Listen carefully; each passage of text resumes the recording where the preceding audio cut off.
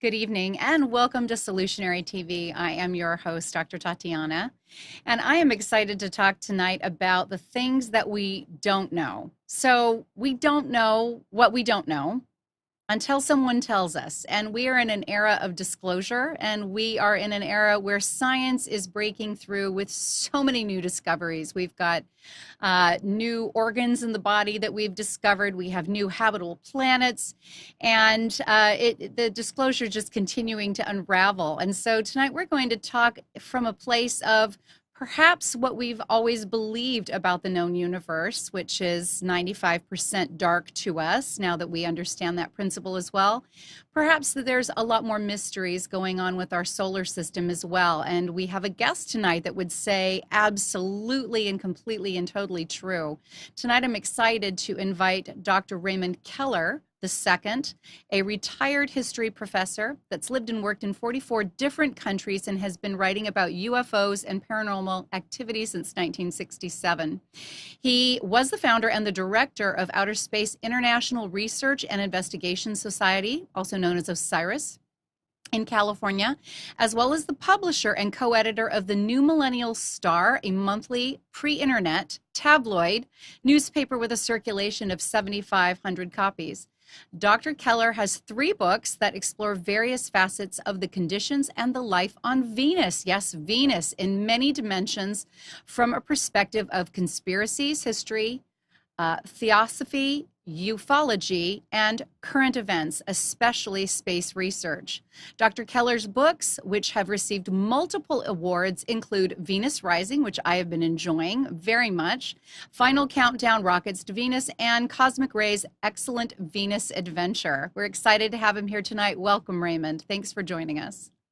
Thank you, Dr. Tatiana. Great privilege. Well, it is my privilege. We get to talk about really fun things on my show.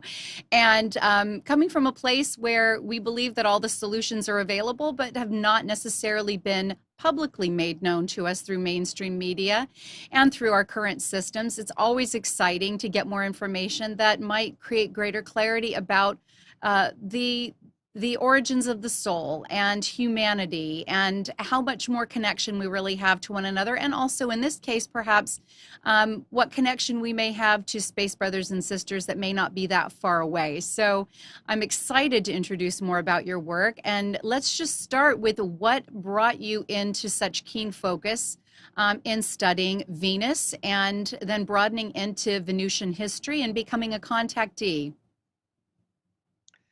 Well, it all began back in the 1960s. My aunt gave me a book about the solar system, and I automatically turned to the idea of, is there life out there? And of course, later on in life, I learned that Helena Blavatsky, the co-founder of the Theosophical Society, of which I'm a member, had said that the immensity of space was filled with intelligences. So why not? You know, there's not a part of space that's really empty. Even the Egyptians, the ancient Egyptians, believed that light was a living energy.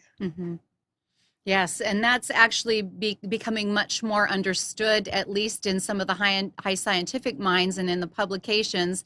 Again, not quite mainstream, but we are learning that DNA is impacted by light, that light is so much more than what we can see as human beings with the limitedness of our cones and rods and our visual acuity, that Only 4.7% is even visible to us in terms of what, is comprised of the universe, and that's what we could consider real matter.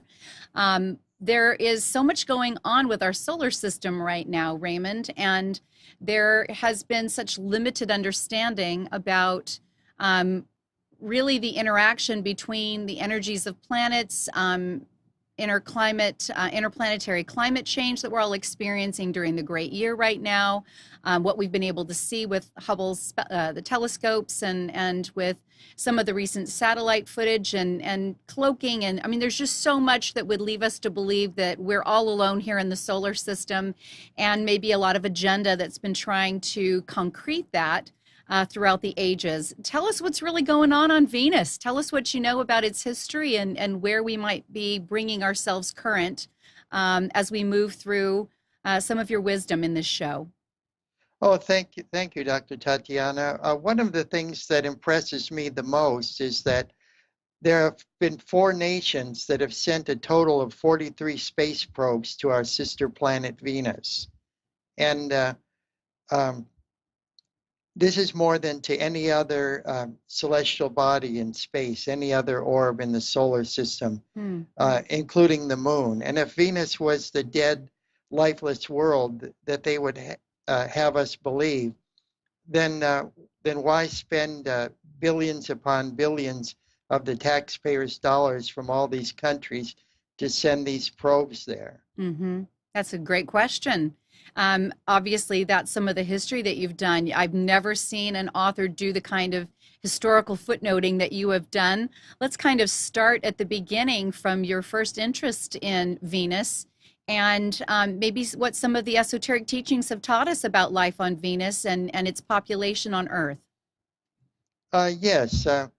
Well, going back to the ancient times, uh, back to the Roman Empire.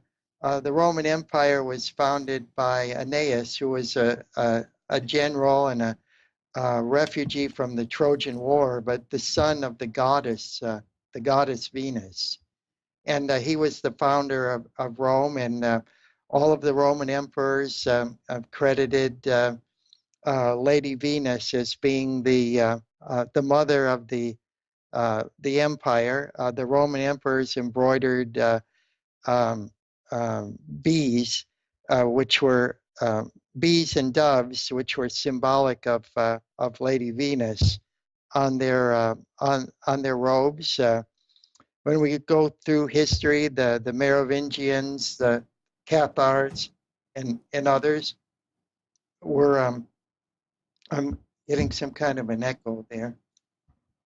Oh, okay. You know what? We can hear you just fine. If you can kind of proceed, Raymond, that would be wonderful. Oh, okay. But even up through the Middle Ages, during the times of the troubadours, one of the knights returning from the Crusades, Tannhauser, returning to his home in Germany, coming up through the Italian peninsula and then up into uh, the the Alps, crossing over the Alps to get back to his hometown. He encountered a woman arrayed in a dazzling white uh, outside of an alpine mountain, and she extended her hand to him, and he took it, and they literally walked through a door of light into this mountain to a mythical, magical city called Venusburg. And she identified herself as Lady Venus. And then as we move up in history, we see Emanuel Swedenborg, the famous scientist and theologian from Sweden. He had many experiences on metaphysical planes with angelic beings and was taken to the planet Venus, where he met with various ranks of angels, thrones, and dominions that showed him the hierarchy of light which presided uh, over that world. And speaking of angels, the late Billy Graham, who just passed away not too long ago. He wrote a book called Angels, God's Secret Agents, Hmm. and that was in 1975. And on page 21 of that book, he said that he believed angels and aliens were one and the same thing, and he wouldn't be surprised if angels arrived here on the earth in flying saucers. Well, it's amusing when you really think about it. We've got, scripture, modern day scripture, and a lot of amazing ancient esoteric writings that haven't necessarily made its way into scripture. But with further investigation, analysis, and really good research and translation skills, a lot of what heavenly events sound like they're originating from, of wheels within wheels and fiery chariots, sound a whole lot more like what maybe a very advanced civilization that is spacefaring would be traveling in. Wouldn't you agree, Raymond? Oh, I certainly would. And since the universe is composed of the same composite materials, that eternal materials almost, we can presume that the same periodic table is extended everywhere, and that perhaps life is a natural consequence of the evolution of matter throughout the whole cosmos. Yes, it's exciting. We went from the materialistic scientific view that the chance of life even taking place on this planet was so diminished in its potential and so rare that we'd be lucky to find anyone or even bacteria on these other planets. And didn't it just recently come out in um, some of the peer-reviewed scientific magazines and journals, and then eventually into some of the mainstream press, that we've already found tens of thousands in habitable planets that are, within our general region of the known galaxy, and it just continues to kind of have beg its forgiveness. What was once absolutely certain is now completely not certain, and the potential for life is that much more vast. Oh yes, yes, Dr. Tatiana, that's quite true. The Kepler probe, which they're sending up a replacement for now, has discovered about 4,000 planets within our sector of the galaxy, our sector of the spiral arm. Hmm. Many that are quite Earth-like in their conditions, especially in the Gliese star sector. There's about 6 worlds that have been discovered there in that one solar system alone that are quite Earth-like. And even the Venus Express, sent by the European Space Agency, said that for about 2 billion years, they believed that paradisical conditions existed on Venus with moderate temperatures and vast oceans and very much an idyllic world. And when we consider that 2 billion years for life to have existed on Venus, and intelligent life on Earth has only goes back 2.5 million years to the discovery of hominids in the Olduvai Gorge in Ethiopia by the Leakeys with Lucy and so forth. This is pretty amazing. So the Venusians had plenty of time to evolve, and if there was any danger to their world, they had plenty of time to adapt to it, to go underground or to move into uh, higher dimensions of a lesser density. Right. There's so much rich history in your recap bringing us forward. I'm particularly interested in various aspects of it, including Emanuel Swedenborg's work, because I did have Curtis Childs, a representative of the Swedenborg Foundation, on the show several months back, and we talked about some of the profound work that Swedenborg brought to the mental health arena when it comes to the westernized concept of medicine and the materialistic view, which really does not do the greatest service to the patients that have been served by that narrow view of science, and what is actually perceptible, what voices can be heard, what um, what visions may be perceived by those that are quote unquote classified to be schizophrenic or hallucinogenic. Because again, if 95% of the universe is not visible to us, but we have certain individuals that are tied in or a little bit more keen or more permeable somehow, instead of doing them the service of realizing that they were actually accessing part of that 95%, they have really been isolated and mishandled and very often drugged and ignored when there was a wealth of information and understanding that could have come through. What I was not aware of, however, was his tie to the Venusians. Could you, for the sake of our audience and continuity, expound on that a bit more and their angelic presence in his education and understanding? Yes, he wrote a book about life on other planets in our solar system with a special emphasis on Venus. And he said that there was a stratification in Venusian society where uh, one rank of angels was uh, uh,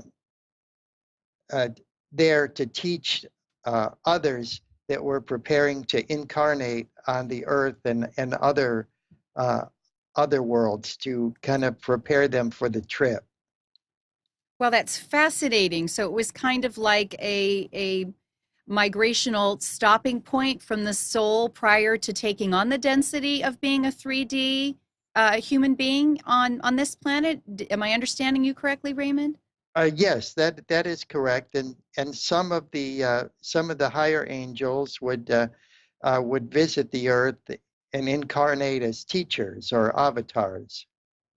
Well, bless them for that. Heaven knows here in this density, we need more of that, don't we? Oh, Uh, I am excited to consider that potential, Raymond. Let's talk a little bit about the hierarchy of angels as they relate back to Venusian society. As you understand it, how long has this been the status quo, at least as long as human beings would consider it to be historically pertinent to our civilization? well, it goes back about 18,500,000 years, and Helena Blavatsky was one of the first um, to write about these things. Um, one of her very first writings was History of a Planet, which she wrote in 1877 in London. And uh, Helena Blavatsky said that uh, truth was the highest religion. Hmm. And she said that we acquire knowledge uh, from many areas, from science, from philosophy, from comparative religions, from history, and that it's not confined to any one set of dogmas. So her History of a Planet, for the time that it was written, was very concise, and she mentions several references to some of the Gnostic writings, but now we have a greater understanding because in 1945 there was a great discovery at Nag Hammadi in Egypt Mhm. of various Gnostic texts, which describe uh, the immaterial versus the material world. By immaterial, I don't mean that it's not tangible, because it is very tangible. It's just of a lighter density, or what we might say another dimension. Right. And that goes hand in hand with a lot of the scientific understanding as astrophysicists and quantum physicists are helping us understand that out of 100% of the universe, 95% isn't visible to us. It isn't that it doesn't have matter. I'm told that up to 22, 27% of that is dark matter, so not visible to us, but has density that can be measured. And the remaining 73 to 77%, depending on which scientist you're listening to, says this is dark energy. So we're talking about realms of dimensionality, aren't we, Raymond? We're talking about realms within realms and dimensions within dimensions that can hold life, but not necessarily life that is vibrating or at the frequency or resonance of this 3D world that we're spending so much of our focus on. Yes, this is right. And the many of the ascended masters who have lived and walked among us, avatars sent from Venus and other advanced planets and civilizations, have demonstrated amazing abilities. They could precipitate matter, to walk through walls, to bilocate themselves. And we all have these powers that are latent within us. Helena Blavatsky taught us that perhaps we have as many as 22 or more of these extrasensory powers beyond the five senses. Um, Telekinesis, psychometry. I mean, the list is a remote viewing. This list is uh, quite long, and we have these abilities. We have these powers, and the Venusians and other brothers and sisters from the celestial realms are here to help us develop these before it's too late. Maybe we could start to turn things around. We're going to have to talk about that concept of too late. When we get into how many civilizations may or may not have risen and fallen on this planet, have experienced coming to full term with the need to be in a 3D density as opposed to, destroying themselves, but maybe potentially evolving. We know that there are cities that have been discovered. Often those wonder about Machu Picchu or Göbekli Tepe. What happened to some of these people? They don't fit into the timelines that our historians have told us, that we have experienced the rise of human technology and the Bronze Age and the Stone Age and where we are with technology. Our history is wonky. It doesn't fit, and we realize that that Darwinian model is really not a great representation of where we are. What have the Venusians contributed to our understanding about the rich texture and length of our history, Raymond, that you could illuminate us with? Well, they were once as we were, and they've gone through many of the struggles that we have now encountered. They had a war with artificial intelligence, a war with the machines, Mm. uh, and fortunately, their humanity won out. And one of the things that we're facing now that we could learn from the Venusians is that we are like children playing with matches in a dynamite shack. We're on the verge of exploring the solar system and tapping into the vast powers of the universe. But we don't understand these fully, and we don't have the spiritual maturity necessary to deal with these things.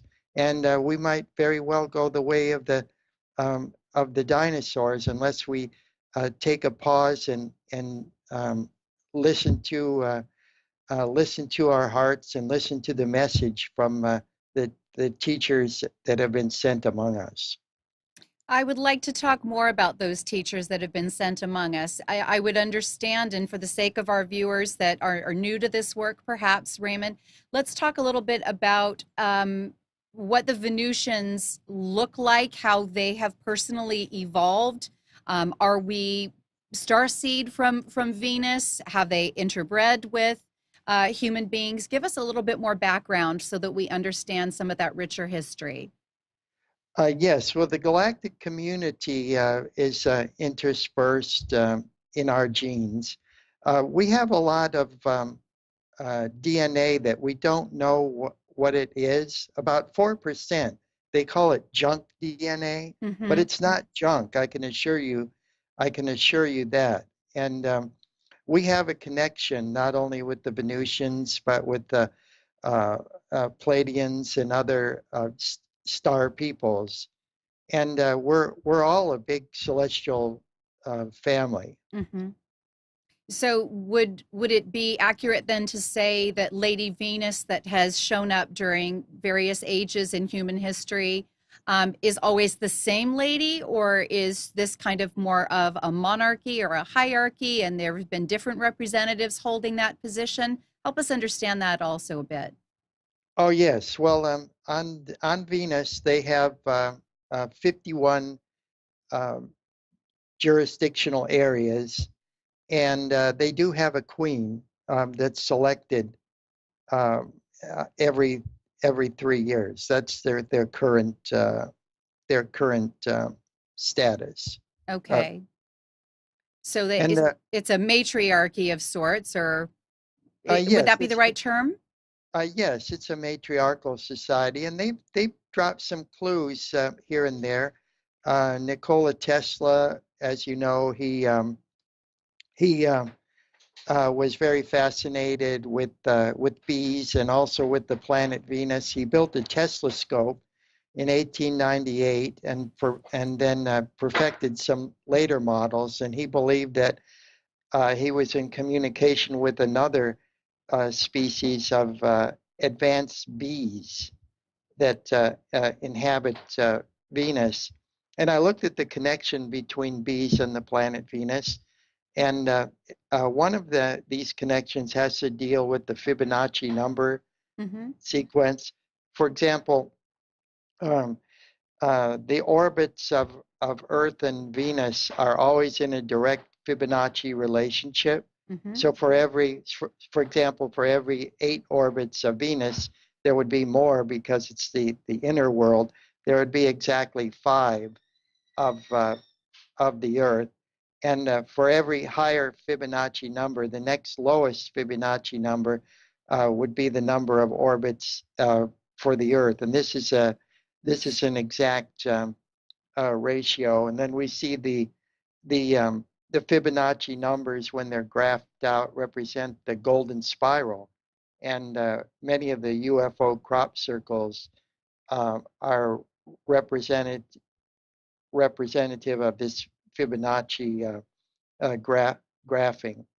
Yeah, there are some really spectacular and I think really underdocumented um, symmetries and sacred geometries and messages that are latent in a lot of these crop circles that are demonstrative of a fractal universe and of the seed of the universe being sacred geometry and kind of a view of a cymatic concept that everything's about vibration and resonance and frequency. It's really very exciting, isn't it, Raymond? Oh, it is. And for that 8 orbits of Venus, and then there would be 5 inferior conjunctions of the planet with the Earth at equidistant points. And this is formation of the pentagram, which is not the diabolical symbol that people make it out to be, but was recognized by the ancient esoteric schools as the sign of the goddess Venus of the divine feminine. Interesting. There is so much history around divine feminine and a large sway of power moving away from the balance between the matriarchies and the patriarchies. We know we've been in a patriarchy for quite some time. And it seems like the great balance that needs to take place here on the planet would be maybe to stop swinging that pendulum so far. But let's talk about what we don't know, because we don't have in our current understanding of human history what a matriarchy would look like, and what does Venus really have to offer us. Obviously, there's a lot here, but let's start with why they're set up as a matriarchy. Can you share more about that? Oh, yes. In my second book, Final Countdown, Rockets to Venus, and then in the third book, The Venus Adventure, I go into the history of the interaction of the hive collective on Venus with the humanoid uh, species, and how they learn from each other and how they coexist.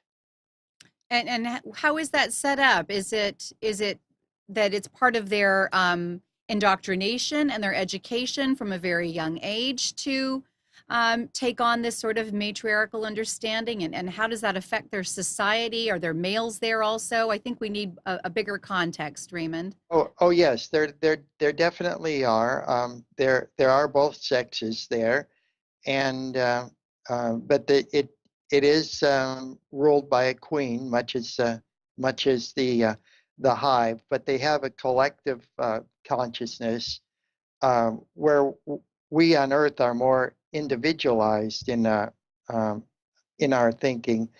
Um, they think more like the bees do in the hive of what's better for for the whole.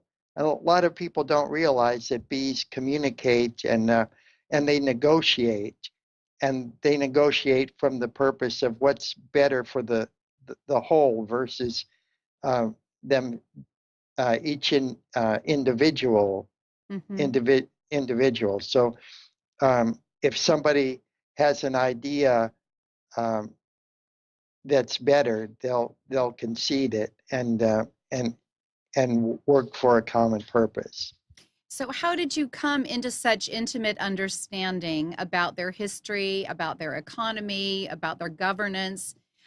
Explain, if you would be so kind, share with our viewers how you came about understanding this and being able to develop it into the trilogy that you have. How much is direct experience? How much of it was maybe received in various states of openness and permeability? Can you share more about that, please, Raymond? Oh yes, uh, in my book Rockets to Venus, I tell a little bit about my beginnings in investigating UFOs and the flying saucer phenomena. And I think it's on page 41 of this book. Let me see if I can show you that. I don't know if you can see that. If you can turn a little bit to your right, Raymond, we're going to get a better view. Yeah, pull back just a little bit. Okay, so tell us what we're seeing. Okay, this is the National Enquirer about 50 years ago. Yeah.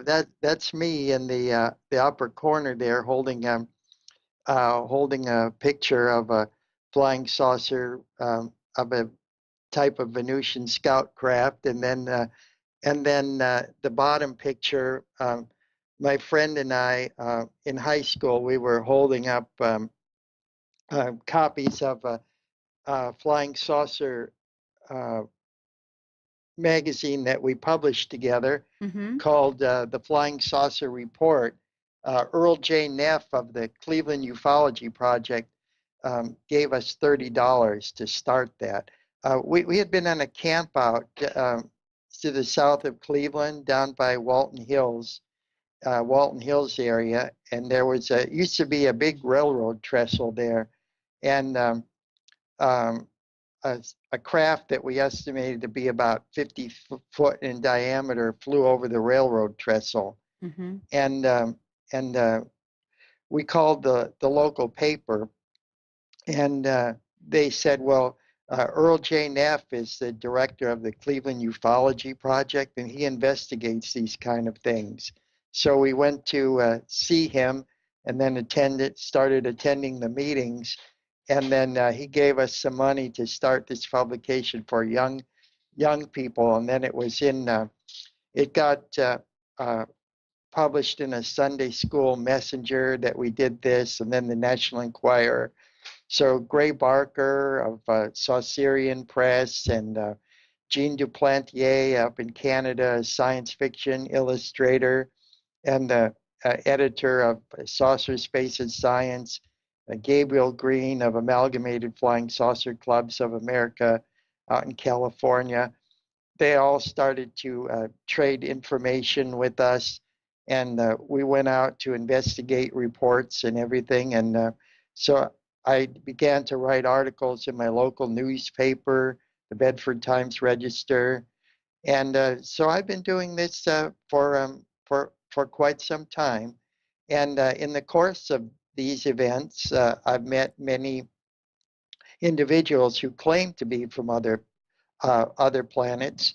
I met um, uh, one of the first ones I met as a Venusian was Dolores Barrios. Mm-hmm. That's her and myself there on the cover. Mm-hmm. That's my third book, and um, she was said that she was born in 1585 in the Pyrenees Mountains of the border between France and Spain, and had encountered an angel from Venus who made her immortal. And Wow.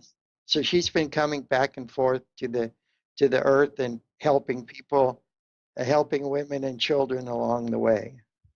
Now, does she claim to be in a different density? I mean, obviously, if we're talking about understanding our own evolution and dimensionality and being in a 3D vibrational state, I'm assuming she might have maybe shared with you what it meant to be made immortal. Is it a shift in density and dimensionality? Did she share a little bit more about what took place? Yes, it's a process that some on Earth have called ascension, and others have called it translation. Another one that we met as an entire group, our OSIRIS, Outer Space International Research and Investigation Society. Mm-hmm. We had 14 chapters around the world, and I went up from California to our Salt Lake City chapter, where I met with Reverend Clayton Parker. He was a disciple of a woman named Annalise Guerin, and he said that we should get ready to meet some ascended masters. He was going to take us to Mount Shasta in California. So we started on this pilgrimage in 1987. That was also the year of the harmonic convergence. Right. And we got there. Uh, uh, all the hullabaloo of the harmonic convergence had kind of died down by the time we got there. But um, he said that we got to the parking lot, and then he said we should just keep walking above the tree line, and he can't go with us.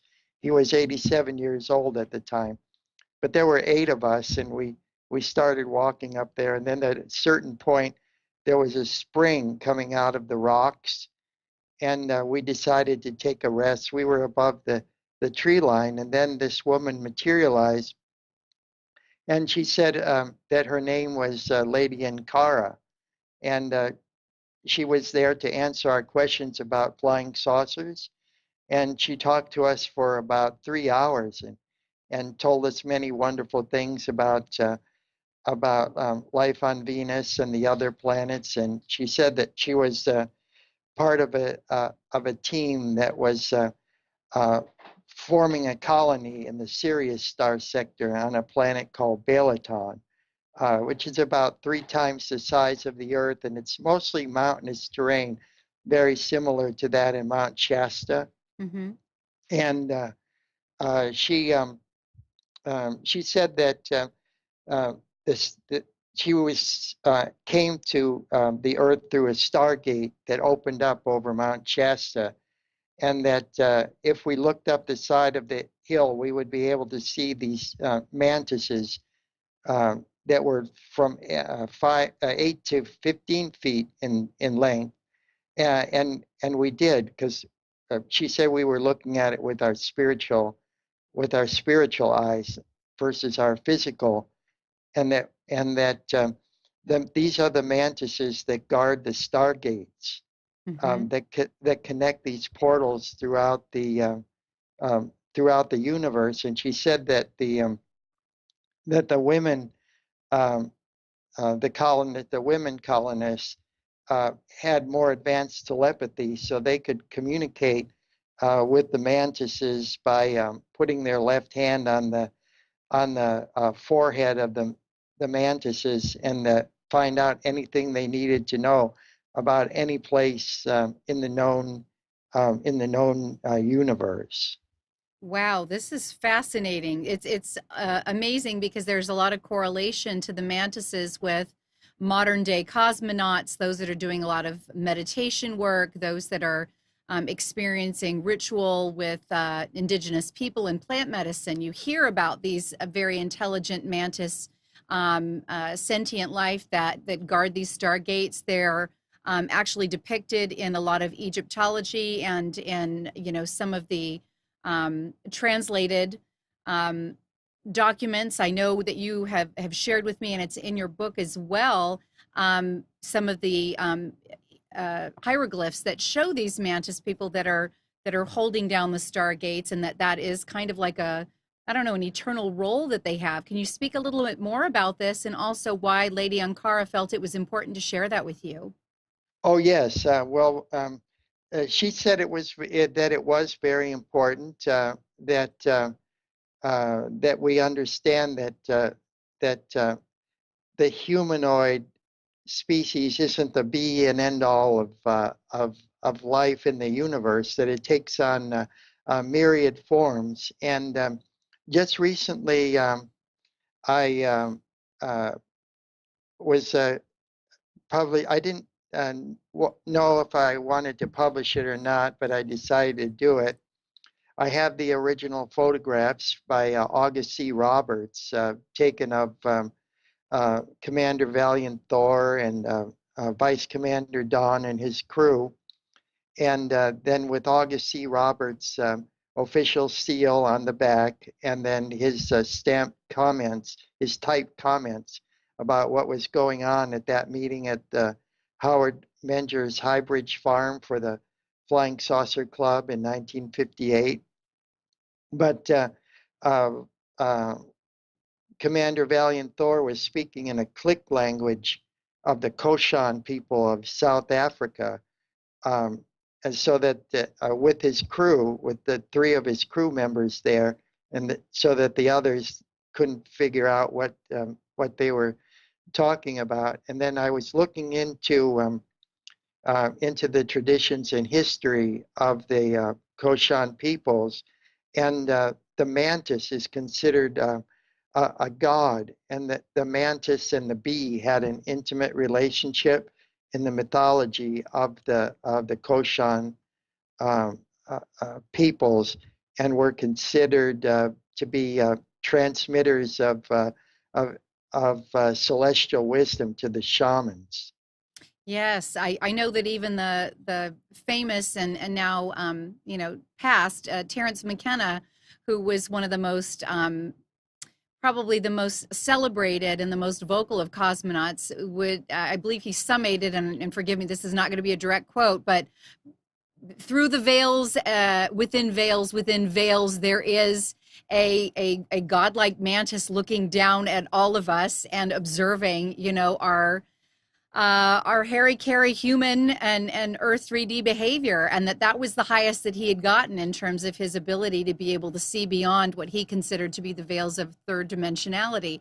And others have talked about this, and those that study some of our ancient esoteric writings and some of the hieroglyphs. I lived in Jerusalem for 6 months, and I did go down to Egypt and did see some of the hieroglyphs that you mentioned that demonstrate, the mantids holding these gates. We take so much for granted, Raymond. We assume that Hollywood and some of the greatest written works and the screenplays and the theatrics and poetry all come from the imagination of the individuals, and it doesn't occur to us that a lot of what they've come out with that we consider to be fiction is actually based on some of our greatest human history that is just being kind of reinvented upon itself. Wouldn't you agree, based on this, this amazing sharing that you're doing with us right now?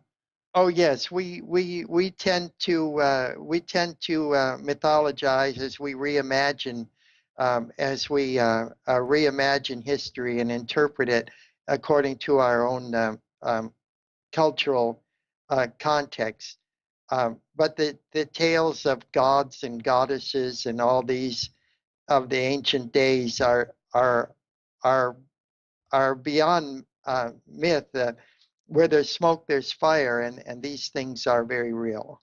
Well, it's only very recently. It was just, I believe, December 17th of last year. So really, really recent that we've had the kind of disclosure that many have known, since the beginning, that we are not alone, that our government has known that that is true, that a lot of that went on with Roswell and other visitations, and certainly a lot of well-documented unidentified aerial phenomenon that's been hushed and stamped out and shamed out of discussion, has been quite candidly validated by members of our former government agencies, the Pentagon, Department of Defense, etc. Our viewers have heard this before.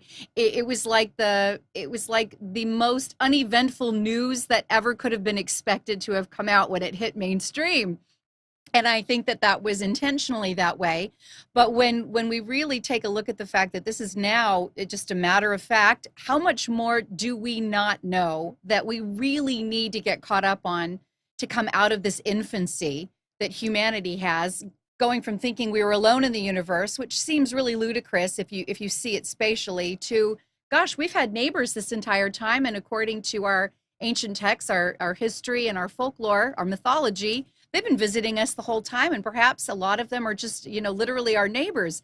What do the Venusians want us to know, Raymond? I've got to stay a little bit, in the comedy of it, because it really does feel ridiculous when we consider the extremes of where we've gone just in my lifetime to where we are now, and the potential for how much more could be revealed. What do the Venusians want us to know about our role in, this area of the solar system, our role as we are maybe in a degree of sentient evolution with them? Where do we find ourselves at this point?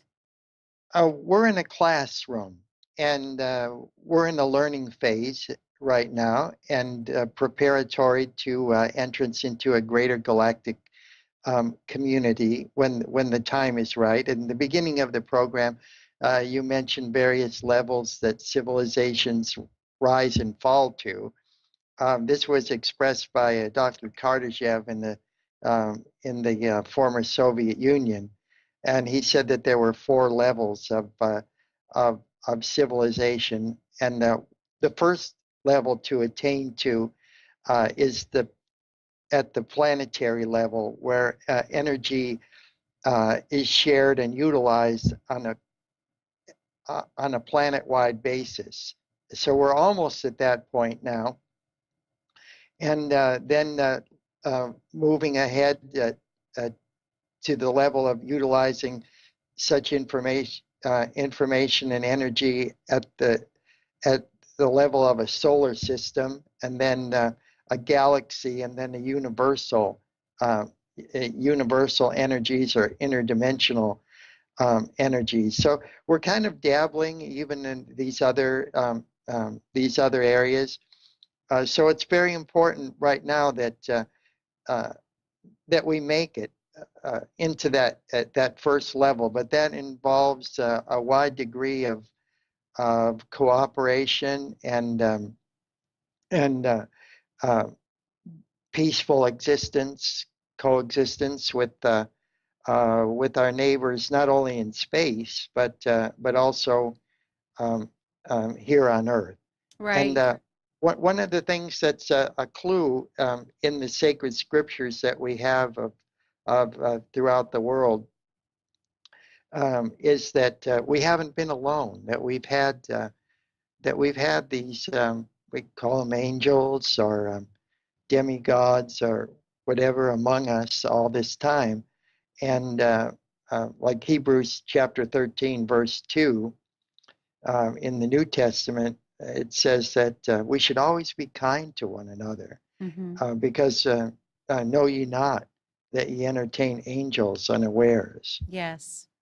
Yes. And there's even a beautiful quote that, again, I would butcher, but C.S. Lewis made a comment, who was a great studier, a great theologian in his own right, in being able to extrapolate, his storytelling from his deep faith. And there was a comment that I thought was absolutely spectacular, and it is that there are no ordinary people, and that in a natural state of evolution, what you might have assumed was an ordinary person would be, in the right context, someone that you would fall down and worship if you were to see the truth of their potential and the truth of their evolution. And it really hit me that that was a powerful statement, that if we only see through these 3D eyes, if we only recognize the material world, then we are really missing the depth and the texture of our origins. And it sounds like your experience with the Venusians has been to wake us up to that. Obviously, coming into greater harnessing and utilization and even discipline of these higher faculties in the sixth sense, which is really many senses, isn't it, Raymond?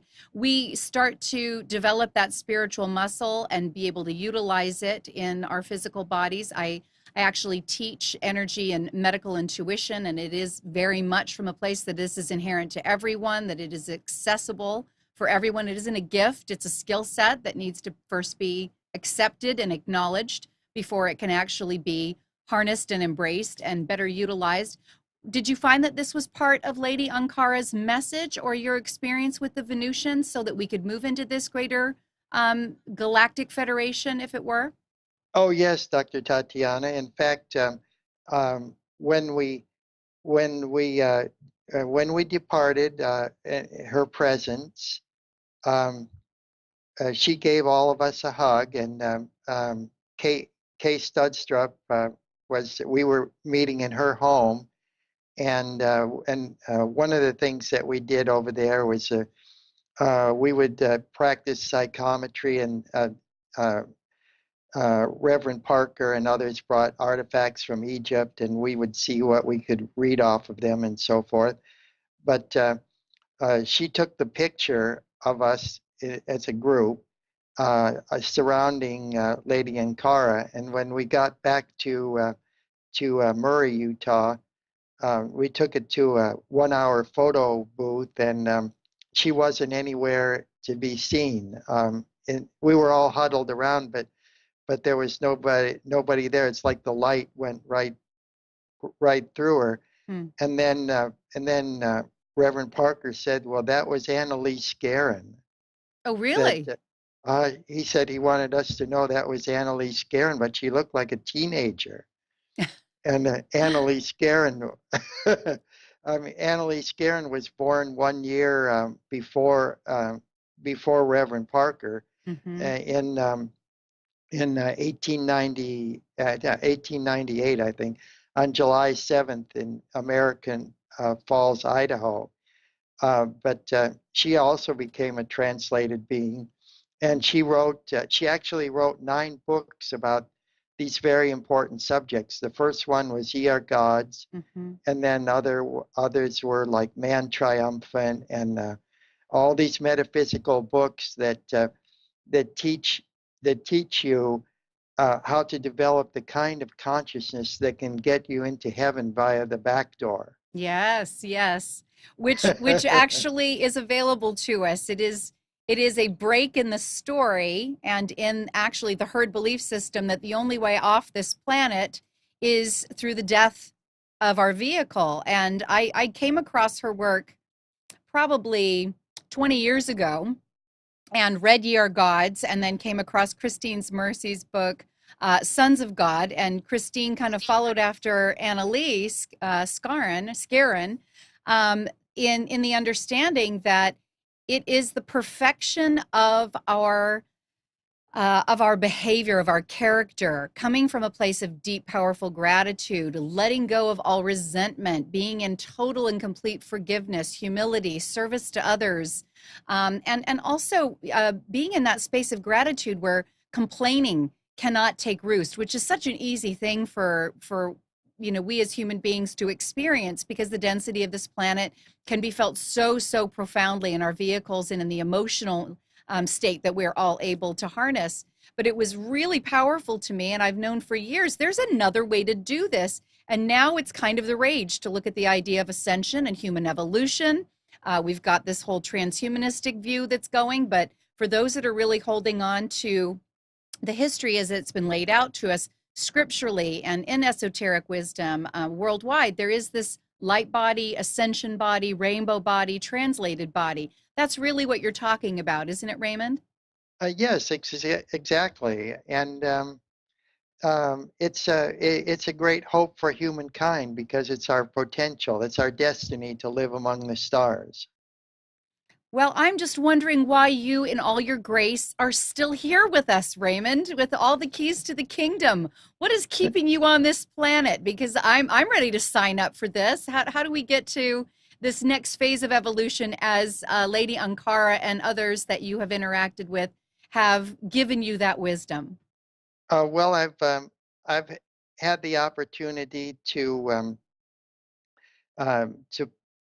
study past lives, and I realize that this is my last incarnation here on the earth. But I had an operation at the Veterans VA Hospital in Pittsburgh, a couple of years ago. I didn't know whether I was going to make it or not. I had open heart surgery for a quadruple bypass, the same operation that President Clinton had.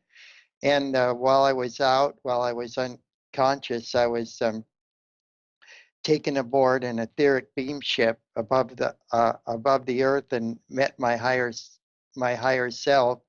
And he offered me the opportunity to either go on to back to Venus, which is my home, or to complete my Venus books, to write them and leave them for humanity. And I came to realize I'm the only there's only three of us who've written these trilogies about Venus. Hmm. George Adamski, one of the first contactees, wrote uh, "Flying Saucers Have Landed," and that was his first book, and then Flying Saucers from Outer Space and Flying Saucers Farewell, and then my sister Omnek Onek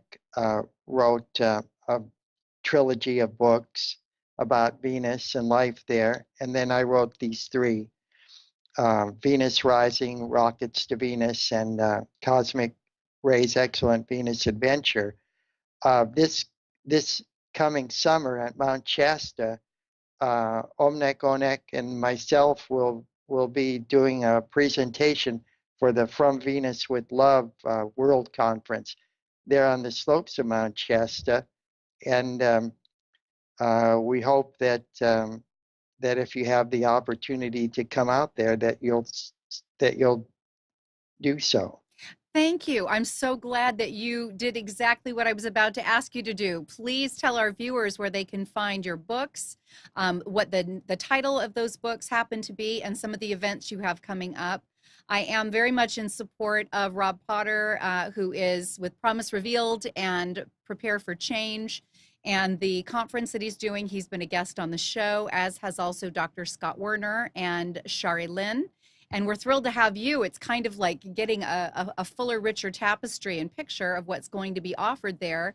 There is so much wisdom and fascinating history to follow when it comes to this. And being one that studies ancient esoteric mystery schools, I can tell our viewers there are a lot of interesting pieces that are coming together in this grand mosaic. There's so much that can be studied and understood, and the body of knowledge that you have in having been a true and ardent historian is nothing short of deeply impressive, Raymond. Just getting through all of your footnotes is a dedication to detail. I assure you. So I am looking forward to joining all of you there. If you could leave us with a final note, because you are with us, you are here in the flesh, and we are grateful to have you as our guest tonight. What would you say is that final a bit of wisdom that we, our viewers, and the rest of humanity really need to walk away with to take the divine inheritance, the blueprint that is part of our growth and our evolution to the next level? What are we missing collectively? Um, what are we missing collectively? Okay. Well, one of the things that we can do is to just be. It's just a simple message, and it's a one that the Dalai Lama himself has said is that one act of kindness is worth more than 1,000 prayers. Hmm. And I remember back in Sunday school, there was a little poem. It said, "I'd rather see a sermon than hear one any day. I'd Hmm. rather one would walk with me than merely point the way." And in our technological age, where we're so disconnected from people and from the human touch, I think we need to get back. We need to get back to that, and we need to walk with our friends because we're not going to make it alone. Hmm. We either cross the finish line together or we don't make it at all. Yeah, that is so beautiful. In all of the meditation work that I do, Raymond, because this is my story. This is the walk that I make, or I wouldn't be doing this show, and I wouldn't have fabulous guests like you on. The key message that I get again and again in those really pivotal veil riding moments where everything comes clear is my longing. There's not enough love in the world. And what I hear from that really eternal and celestial voice is make more, create more love in the world. That's what needs to happen. We need to be so much more in compassion for one another. And that's what I'm hearing in this message. And that's what I'm hearing will create the kind of cooperation that will grow us up spiritually, so that we can maintain what we've become technologically. So thank you so much for joining us. We could have talked for so much longer, and we're already past the hour. Raymond, we want to get people to promiserevealed.com. Take a look at the Mount Shasta Conference coming up the last week of July, so you can hear Dr. Raymond Keller share more about his stories, take a look at his books. And I want to thank all of our audience for being here tonight. There is greater mysteries to be understood. We are excited to know more about them. Raymond, thank you. Thank you so much for joining us. Thank you, Dr. Tatiana. A great privilege and cosmic blessings to you and to all of your audience. Thank you. Thank you so much, Raymond. And on that note, I want to remind our guests, I want to remind our listeners, our viewers, thank you for your support of Solutionary TV. We are able to keep bringing this content to you because we believe you deserve a lot more pieces to the bigger story. And with the bigger story, we can make educated decisions that bring us together, because together, we are the solution.